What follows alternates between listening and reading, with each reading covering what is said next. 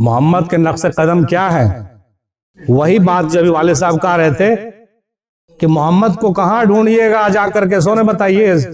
सुन्नी लोग मोहम्मद मोहम्मद करते हैं, उसका कोई पता नहीं। सिया लोग अली अली करते हैं, उसके तालीम से दूर है, उसके ताल्लुक से दूर है।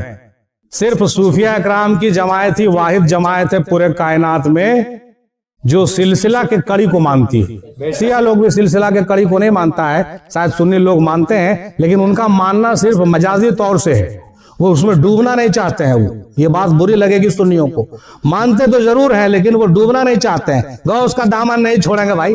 अरे पकड़ा कब था जो नहीं छोड़ोगे यार? पहले तो पकड़ के दिखाओ है। जब आप पकड़िएगा तब ना आप छोड़ने का बात करते हैं भाई। तो कैसे पकड़िएगा गौस पाक को? बिल्कुल सही कह रहे हैं, गौस पाक को तो जमाना गुजर गया, अब उनके नायब जो है उनको पकड़िएगा तभी ना गौस का दामन पकड़ाएगा, कि खाली ऐसी बोलने से हो जाएगा। हाँ, ये बात सही है कि सच्चे नायब को पकड़ना चाहिए। सच्चे नायब को जब पकड़िएगा तो वो सिलसिला का जो कड़ी है वो पकड़ाएगा आपसे, और वो सिलसिला का कड़ी जब पकड़ाएगा तो क्या होगा? गौस से आपका ताल्लुक जुड़ेगा, है ना भाई? तब फिर मौला अली से आपका ताल्लुक जुड़ेगा, तब रसूल पाक से ताल्लुक जुड़ेगा, तब ना अल्लाह से ताल्लुक जुड़ेगा। जी ऐसे जुड़ जाएगा, डायरेक्ट कुछ नहीं होता है ना? तो वही कहने का मतलब ये हुआ, मोहम्मद के नक्श कदम को अगर हम लोगों को पकड़ना है तो अपने पीर के नक्श कदम को फॉलो करना होगा। एकदम सीधा सीधी बात, पीर के नक्श कदम को फॉलो करना होगा। अब बहुत से लोग परेशान रहते हैं कि क्या करें, मेरे पीर साहब तो दुनिया से वसाल कर गए। सबसे बड़ा मसला आज के जमाने में यही है कि मेरे पीर साहब तो 20 साल पहले गुजर गए, पर्दा फरमा गए।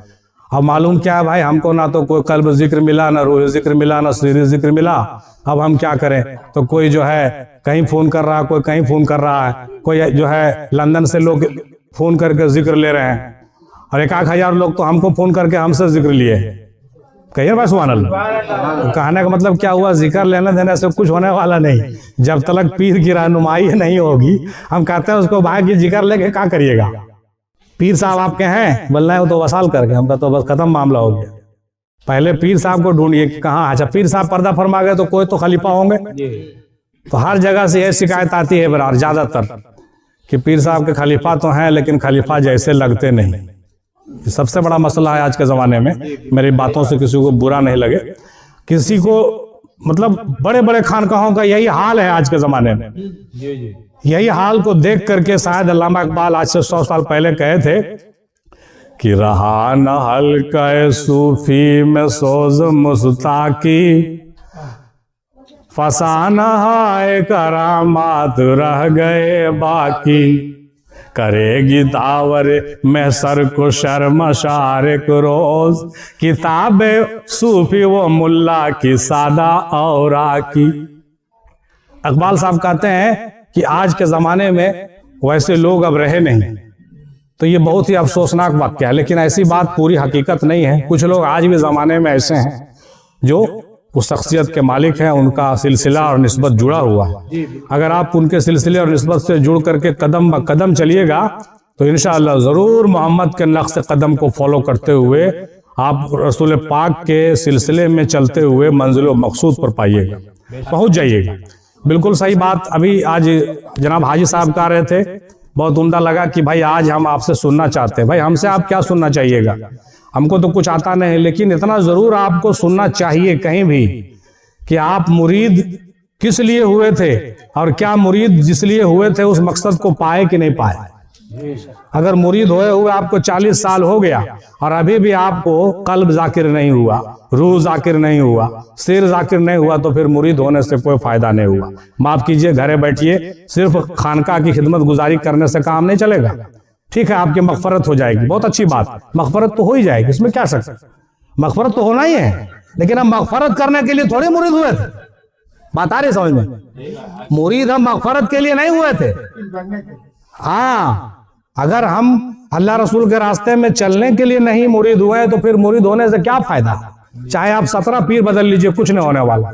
अगर यकीन और पुख्ता ईमान कामिल के साथ एक पीर को सच्चे दिल से मान करके अगर आप चलिएगा तो आपका मंजिल कदम ब कदम पूरा हो जाएगा, कदम ब कदम पूरा हो जाएगा। और हमने ऐसे हजारों लोगों, सैकड़ों लोगों को देखा है कि जिंदगी में भी उनका जो है रफ्तार अच्छा था और पीर के वसाल के बाद भी रफ्तार तेज हो गया और अल्लाह के फजल करम से आज ऐसे हमारे दोस्तों में से ऐसे लोग हैं जो दादा हुजूर के पर्दा होने के बाद दस्त बैयत हुए, सिलसिले से जुड़े और उनकी रफ्तार ऐसी है कि कल्ब, रूह, सिर खफी और अख्फा, जिक्र अख्फा करते हैं वो लोग। कहिए सुभान अल्लाह।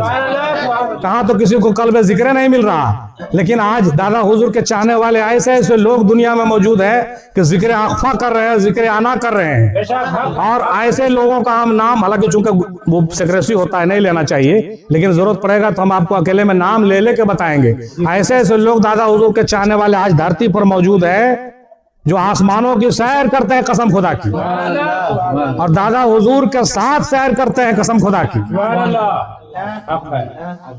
और जो बात करते हैं लोग मजलिस मोहम्मदी और दीदार इलाही की, वो दादा हुजूर के कदमों की धूल है।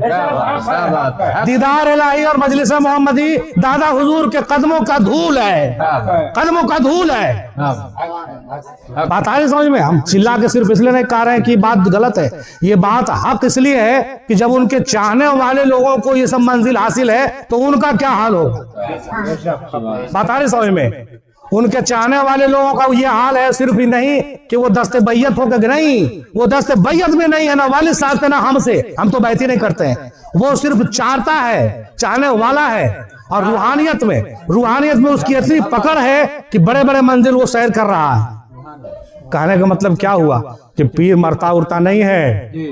पीर जो कामिल होता है वो नहीं मरता है। आज भी वो हजारों लोगों को मंजिल तय करा रहे हैं और हम लोगों को भी तय करा रहे हैं। आप लोगों को भी अगर अकीदा ईमान सही होगा तो सबको तय कराएंगे। एक बार का बात याद आ गया। मेरा भाई दादा हुजूर के पास आगे से बैठे और उनसे सवाल करने लगे, क्या है नाना बताइए तो मंजिल क्या है, मकाम क्या है, बताइए तो मंजिल क्या है, मकाम क्या है। दादा हुजूर बोले कि मंजिल मेरे जूती में है और मकाम मेरे कदम के नीचे। ये जुमला हमको आज तक याद है, दिमाग में ऐसा बैठा हुआ है कीड़ा मार के कि कितना बड़ा गौहर शाही आ जाएगा हमारे दिमाग से नहीं निकाल सकेगा। मंजिल मेरे कदम के नीचे है और हर मकाम मेरे जूती के नीचे है। अब बता दीजिए कोई कितना बड़ा भी शाही आ जाए, हमारा शाही से बड़ा कोई शाही नहीं, कोई शाही नहीं।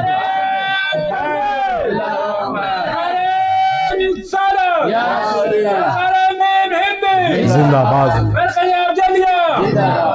अब बताइए,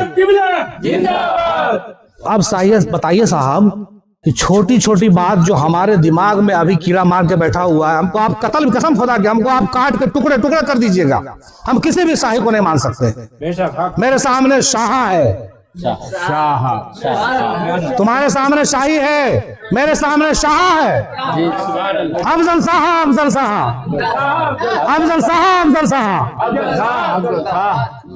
शाह अफजल के सूरत से मोहब्बत का इरादा है, परस्त इसकी तमन्ना है, इबादत का इरादा है। शाह अफजल के सूरत से।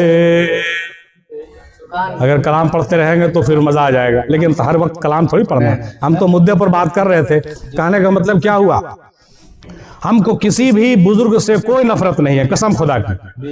अल्लाह के तमाम औलिया अल्लाह हमारे सर के ताज हैं, हमारे सर के ताज है, उनको हम कदम बोसी करते हैं, उनको सजदा ताज़मी करते हैं। लेकिन किसका? हम किसी भी बद अकीदा का सजदा नहीं कर सकते, ना ताज़मी सजदा ना कदम बोसी कर सकते हैं।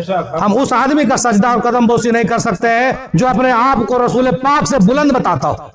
हम उस आदमी का कभी इज्जत नहीं कर सकते जो अपने आप को इमाम मेहदी जाहिर करता हो, जबकि इमाम मेहदी के राज इतने खोल खोल के दादा हुजूर ने बयान किए हैं कि अगर हम बयान करने लगे तो आप लोगों का कलेजा मुंह से बाहर आ जाएगा। जब इमाम मेहदी के राज खोल खोल करके बयान किए गए, हमारे पीर ने कर दिया, तो अब क्या बच गया है जब किसी के कहने में आए? हमारे ईमान पर लानत है अगर हम किसी के कहने में आ जाएं, लानत है, मलामत है हमारे ईमान पर। मर जाएंगे लेकिन हम किसी को दूसरे को इमाम मेहदी नहीं कहेंगे। मर जाएंगे लेकिन किसी के साथ उस तरह का रिश्ता हम नहीं जोड़ सकते कसम खुदा की। आप लोगों से भी गुजारिश है, अपने ईमान को तरोताजा रखिए, अपने पीरों से अपना ताल्लुक जोड़िए। वालिद साहब तो मेरे वालिद साहब हैं ही, काबिल तारीफ है, काबिल इज्जत है, लेकिन दादा हुजूर का जो मकाम है वो इनके सामने कहते हैं वो वालिद के मकाम तो नहीं हो सकते। इनके भी पीर वही हैं, हमारे भी पीर वही हैं, आप सबके भी पीर वही हैं। मैसर के मैदान में कोई बाप बेटा भाई भतीजा नहीं होगा, वहां पर एक रिश्ता होगा पीर और मुरीद का। किस खेमे में हम लोग हैं वो खेमा देखा जाएगा, कौन कैसा हक पर है ये देखा जाएगा, किसका क्या मंजिल है वो देखा जाएगा। आपकी मंजिल अखफा है कि खफी है, आपकी मंजिल आना है कि कल्ब है कि आप नफ्स में है। बता रहे समझ, कहीं चिल्लाने से आपको तकलीफ तो नहीं हो रहा?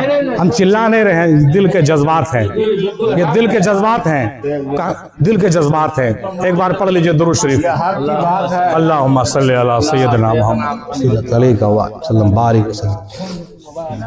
इंशाअल्लाह इस तरह की बातें हम अभी और करेंगे वक्त मिलने पर।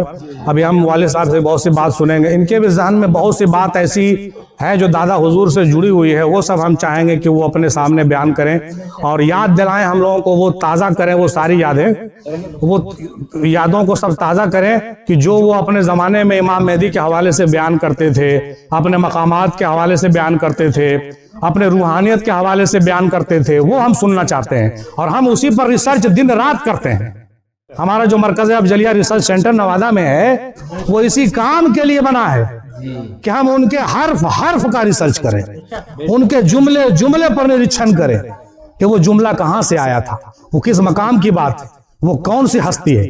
तो हमारा तो वो काम है, हम तो दिन रात करते रहते हैं। आज हम लोग वालिद साहब से भी बहुत सी बात नहीं सुनेंगे और ये बहुत अच्छा मौका है कि हम लोग बैठ करके डिस्कस कर रहे हैं। बहुत से दिल के बोझ भी हल्के होंगे, बहुत से राज की बात भी खुलेगी, बहुत अच्छा लगेगा। एकदम माहौल को बनाए रखिए ताजगी के साथ और इंशाल्लाह फिर जो है हम आते हैं ब्रेक के बाद इंशाल्लाह।